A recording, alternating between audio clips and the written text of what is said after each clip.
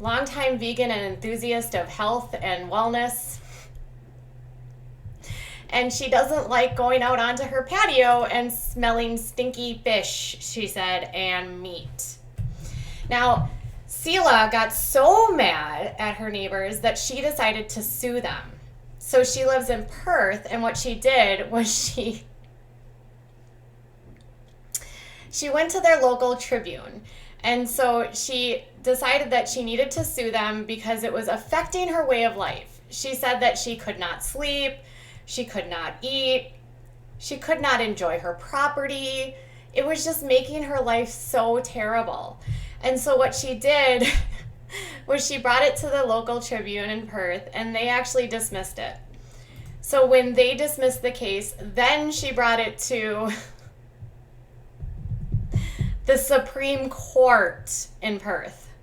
Not even lying. And then after she went to the Supreme Court in July, they dismissed it again. So here is what here's Scylla Cardin. She's so sad, you guys. She can't sleep. There's her lovely garden. She's picking some oranges. And this is her neighbor. Her neighbor has some kids. And apparently, not only his barbecue used to be against that shared wall. Now, the property are homes that are connected like this, sort of in a row. And she's got neighbors on both sides.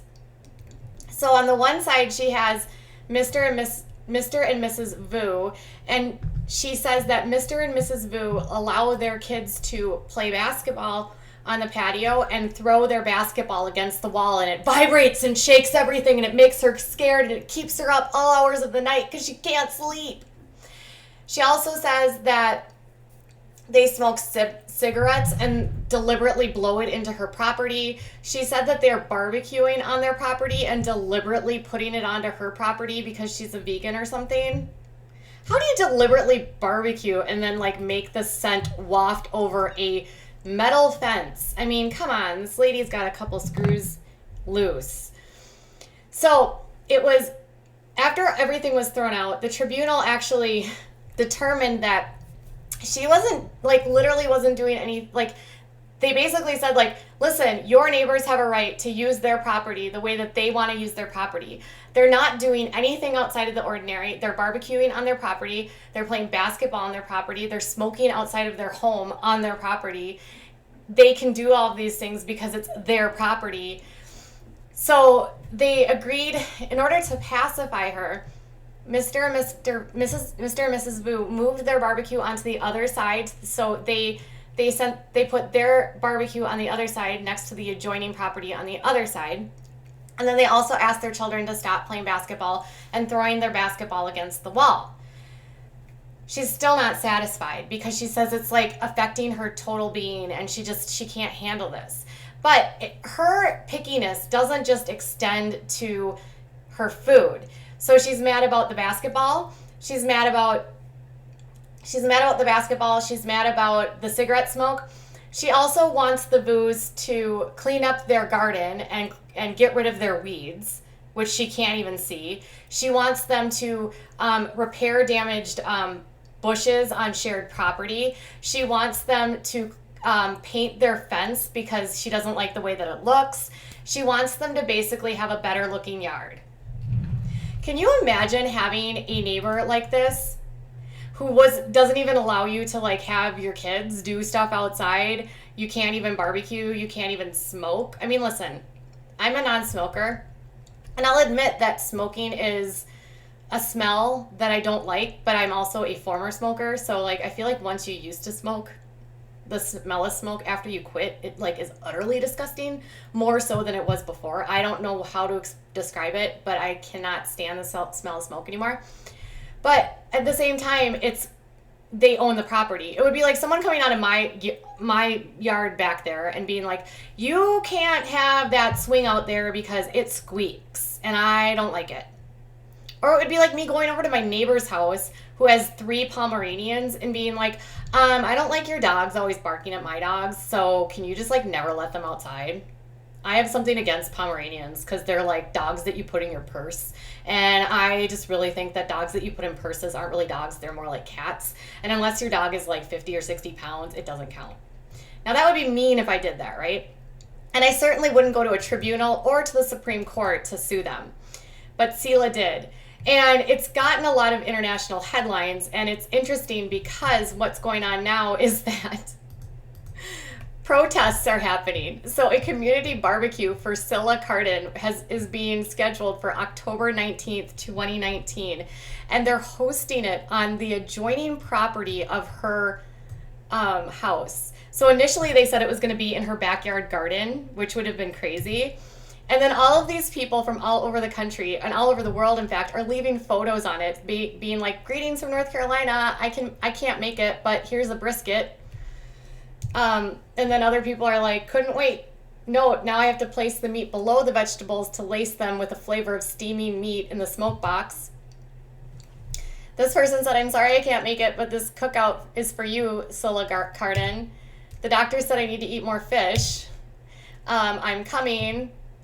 And then this resulted in her attorney issuing a statement which said, "Any person who seeks to attend Ms. Cardin's property on Saturday, October 19th, 2019, or at any other time in relation to this event or matter will be referred to the WA police on the grounds of trespass. Security cameras will be installed to obtain vision of any person attending the property and the vision of the provided by the police. By way of the explanation, this matter has been blown out of proportion. Ms. Cardin has no objection to people eating meat and no objection to people having barbecues. Please direct all questions and requests to blah, blah, blah, blah, blah." So the group actually initially said that Sela Cardin has a problem with neighbors cooking meat on their barbecue because she's vegan, recently taking them to the Supreme Court. "Don't let Sela destroy a good old Aussie tradition. Join us for a community barbecue." And then they actually ended up changing it, and they said, "This is a peaceful protest. Nobody is permitted to enter Miss Cardin's property. There will be wardens on hand to make sure this does not happen. Instead, the front yard of participating neighbors will be available for the use. Food trucks will be parked on the participating neighbors' driveways and throughout the street." So basically what's happening here, I just want to show you how many people are attending. It says that like 4,000 people are going and 9,700 are interested. Now, can you imagine pissing off your neighbors so much that they're allowing like trolls to host a community barbecue on their property next door because you are such a POS and like pain in the neck neighbor? She insists that this isn't about veganism, but the majority of her complaints are related to the smell of the fish and the food that's coming from the property. She says it's a neighbor issue and it's them not being good neighbors. Yet all the claims that were made by her were actually dismissed, finding that there was no merit. I can't even believe that this is the kind of crap. So in the tribunal, they actually said the applicant has reached agreement with Mr. View that positioning his barbecue on Unit B away from Ms. Carmen's Unit C closer to Unit 18A is acceptable to the applicant.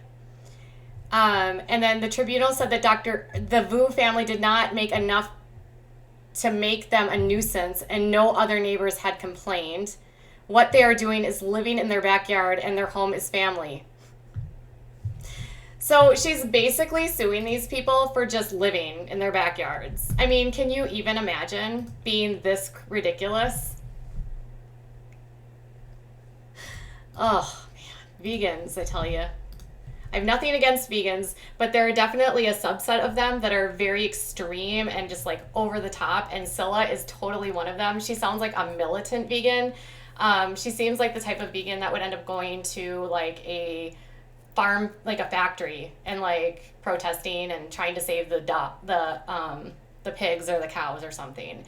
And again, if you're a vegan, I have nothing against you. I'm dumbfounded by anyone that takes things to this sort of extreme. We should be allowed to live in our own backyards without having our neighbors sue us for making food that we eat.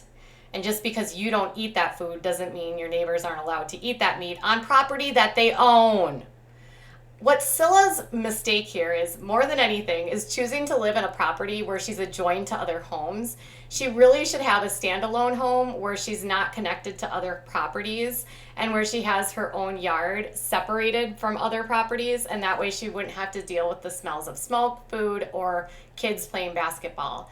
I feel bad for the parents now having their kids not able to actually enjoy their backyard and play basketball. I mean, basketball is simply a game that lots of kids enjoy. I hope this barbecue goes down, and I can't wait to see pictures. And if you want to check it out, you can also just search her name, Scylla Cardin, on Facebook, and you'll find the party. Make some comments. I don't really care. She's ridiculous, and the story is too. I want to know what your thoughts are on this story, and if you are as dumbfounded as me. I'll be back later with more from Without a Crystal Ball. Bye, guys.